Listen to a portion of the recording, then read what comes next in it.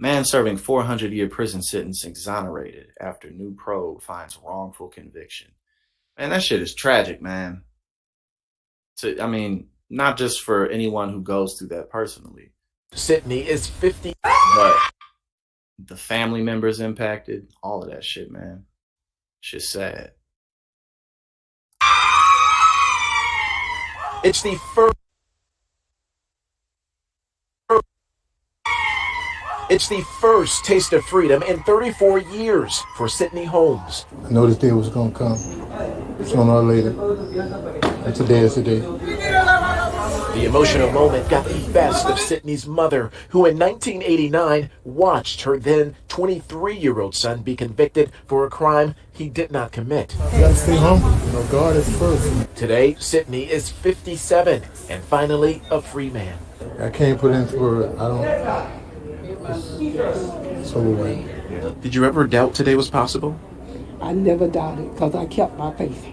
Earlier in the day, Sydney shed a tear as a judge tossed out his armed robbery conviction and 400-year prison sentence. There's no evidence tying Mr. Holmes to the robbery. He was accused of driving two men who robbed a couple at gunpoint outside of a Fort Lauderdale convenience store. The thieves were never found, but Sydney's own persistence about his innocence led to an investigation by the Broward State Attorney's Conviction Review Unit, and they found Holmes did have an alibi and that a shaky witness misidentified him and his car.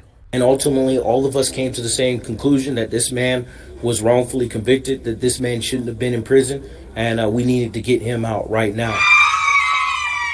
Decades of lost time, but a chance at a fresh start without any animosity or anger. Well, you know, the Christian faith I have, I can't have hate. Just have to keep moving. And Particular. Every parent knows. You know, when things like this do happen as well, when people, oh yeah, of course, Florida. But this is due to the tireless work that people who just give a damn do. You know what I mean? Like, it's because of the best people that things like this happen.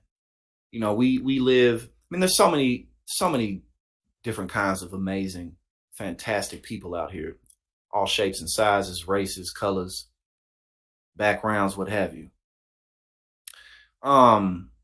But there's really, really special people among us who just truly dedicate their lives to things like freeing wrongfully convicted prisoners or to helping very specific, forgotten people in society. You know, so it's things like that really that is why we fight. And it's things like this that remind us why it's worth fighting and why it's worth not giving up, because there's too many good people out here. You understand? There's just way too many good people out here. It's easy to get overly focused and caught up on all the bullshit going on, as we all know, as avid political consumers that we are.